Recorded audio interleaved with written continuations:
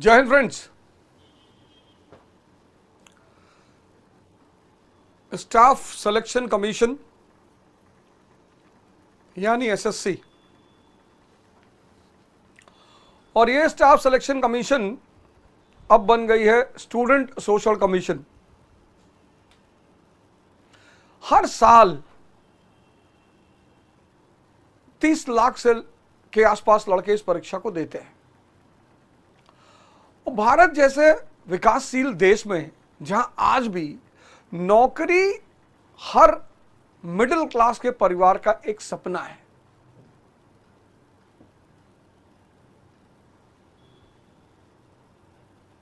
नौकरी जो है वो एक मिडिल क्लास के परिवार का सपना है।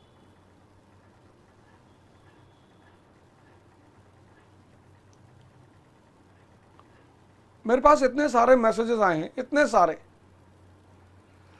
और उसमें कई सारे मैसेजेस हैं। एक मैसेज तो मेरे पास है, चौहान जी हैं महाराष्ट्र से, मतलब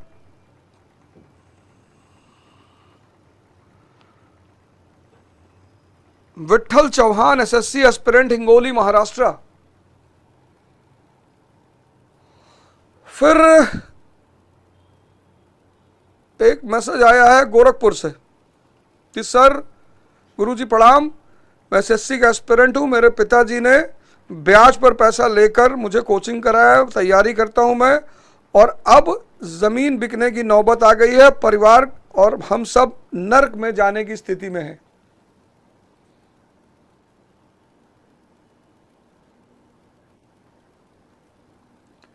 मतलब ये आप पिछले विगत वर्षों में मैं देख रहा हूं कि परीक्षाओं को लेकर जो परेशानी पैदा की जा रही है, कभी यूपी पब्लिक सर्विस कमीशन में परेशानी, कभी बिहार में परेशानी, कभी रेलवे की भर्ती में परेशानी। मतलब आप क्या चाहते हो, इस देश का स्टूडेंट विद्यार्थी कहां चला जाए? आप बिहार के बच्चे का सेंटर दे दोगे तमिलनाडु, उसका एडमिट कार्ड आएगा 2 दिन पहले। अब 2 दिन पहले एक लोअर मिडिल क्लास का बच्चा बिहार से तमिलनाडु कैसे पहुंचेगा? चलो मान लो पहुंच भी गया, चलो मान लेते पहुंच गया, किसी तरह रोग आके धोके उधार लेके हवाई जहाज पकड़ के पहुंच गया, और जब वो उधार पैसा लेके तमिलनाडु परीक्षा देने पहुंचा, आपने परीक्षा रद्द कर दी।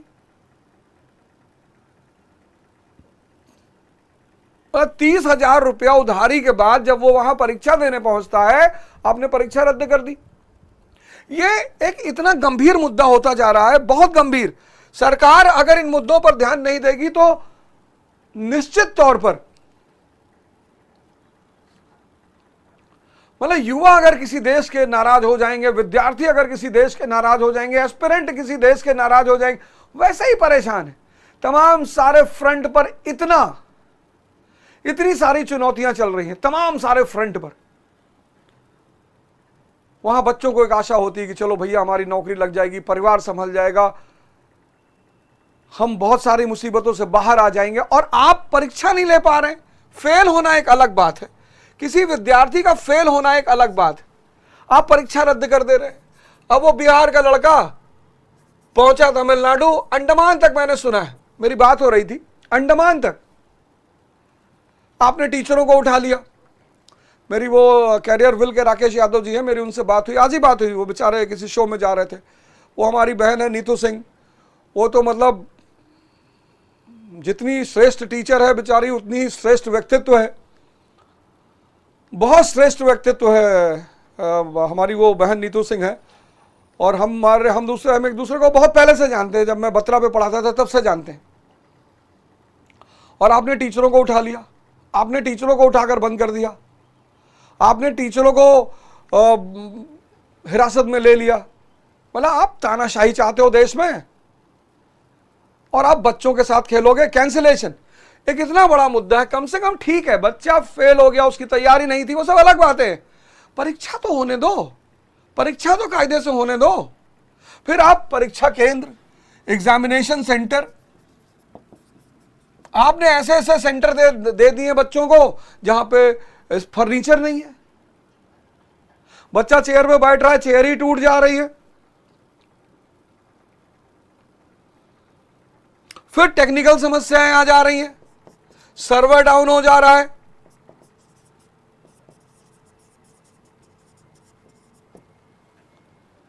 टेक्निकल समस्याएं आ रही हैं, सर्वर डाउन हो जा रहा है, साइट ही क्रैश कर जा रही है।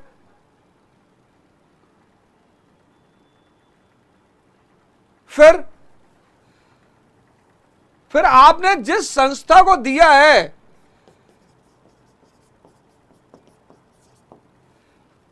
इस पर पहले ही इसकी विश्वसनीयता पे सवाल है, इस संस्था की विश्वसनीयता पे सवाल है। मतलब हद है।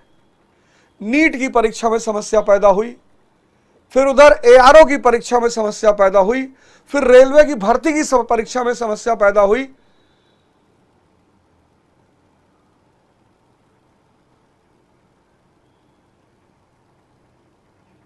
और मैं सरकार से हाथ जोड़कर विनती करूंगा कि स्टूडेंटों को मत छेड़ो, उनको अपने भाग्य का फैसला करने दो। इतना आप तो इतना दावा करते हो कि देश विकसित हो गया, देश यहां पहुंच गया, अच्छी बात है।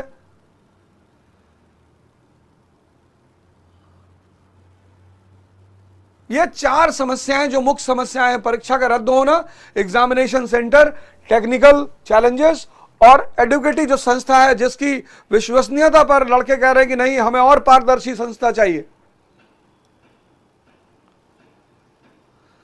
मतलब विगत 2-3 वर्षों में मैं देख रहा हूं कि स्टूडेंट, मैं जानता हूं, मैं रहा हूं, मैं वजीराबाद में रहा हूं, मैं नेहरू विहार में रहा हूं। सर स्टूडेंट चाहे वो मुखर्जी नगर में रह रहा हो, चाहे इलाहाबाद में रह रहा हो, चाहे जयपुर में रह रहा हो, चाहे महाराष्ट्र में रह रहा हो, बहुत सारे स्टूडेंट के पास सही खाने की व्यवस्था नहीं होती, सही रहने की व्यवस्था नहीं होती। और इतनी सारी समस्याओं और चुनौतियों को सहने के बाद जब वो परीक्षा देता है और परीक्षा देने जाता है एक बहुत बड़े आस को लेकर, आप उसे परेशान कर रहे हो। और जब उसके हक में उसके टीचर आवाज उठा रहे हैं, आप उन टीचरों को बंदी बना रहे हो। तो ठीक है, आप घोषित कर दो कि तानाशाही शुरू हो गई है, हम किसी की बात नहीं सुनेंगे, आप घोषित कर दो ना। लेकिन मैं इस देश के युवाओं से हाथ जोड़ के कह रहा हूं, हम सब इस आंदोलन का हिस्सा बनेंगे, एकदम बनेंगे। आज ही मेरी राकेश यादव जी से बात हुई है, मैं अभी नीतू सिंह जी से भी कनेक्ट करने की कोशिश कर रहा हूं, वो लोग किसी शो में गए हुए हैं। तो मैं अभी रात 9 बजे तक मैं सबसे हाथ जोड़कर निवेदन कर रहा हूं कि आप शांति सौहार्द बनाए रखें। आज रात 9 बजे तक मेरी जो टीचर हैं उन सब लोगों से मुलाकात है, हम कोई राह निकालते हैं।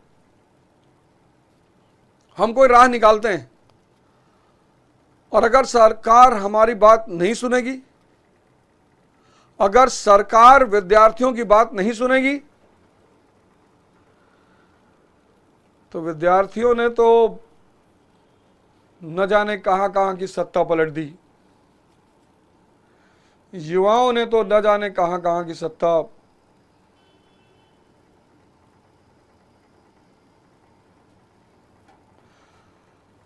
तो आप सब जो है, मैं एक विशेष निवेदन कर रहा हूं, आप सब शांति बनाए रखें। निश्चित तौर पर ये संकट की घड़ी है, एक चुनौती की घड़ी है, और हम सब इस संकट में, चुनौती में, विशेषकर मैं आपके साथ खड़ा हूं। आज शाम को राकेश यादव सर से मैं मुलाकात कर रहा हूं, वो किसी शो में गए हैं, वहां से निकलेंगे, मेरी उनसे मुलाकात होगी। फिर मैं नीतू सिंह जी से मिलूंगा। हम कोशिश करेंगे डेलीगेशन सरकार से जाकर मिले, सरकार के उच्च अधिकारियों से जाकर मिले, और इन सारे मुद्दों पर एक अच्छे समाधान पर पहुंचे। तो आप सबसे हाथ जोड़कर विनती है, आप एकदम शांति बनाए रखें। अगर सरकार हमारी बात नहीं सुनेगी तो हम सड़क पर उतरेंगे, निश्चित तौर पर संघर्ष करेंगे, एकदम संघर्ष करेंगे।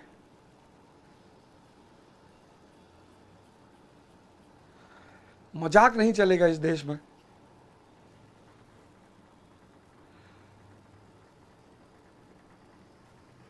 किस स्थिति में युवा रहता है, किस स्थिति में विद्यार्थी रहता है, किसी को अगर देखना हो तो जाए वजीराबाद के गलियों में देखे।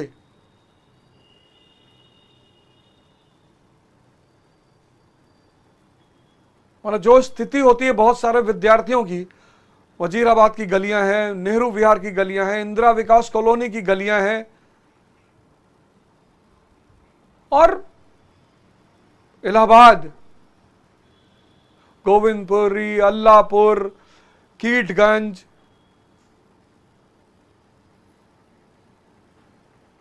और 100 लड़के अगर तैयारी करते हैं तो 70 लड़के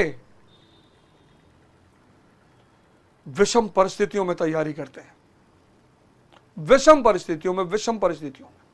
तो मैं स्टूडेंटों से भी हाथ जोड़कर निवेदन करता हूं कि आप शांति बनाए रखिए, इस पे कोई ना कोई मार्ग निकाला जाएगा, संघर्ष किया जाएगा।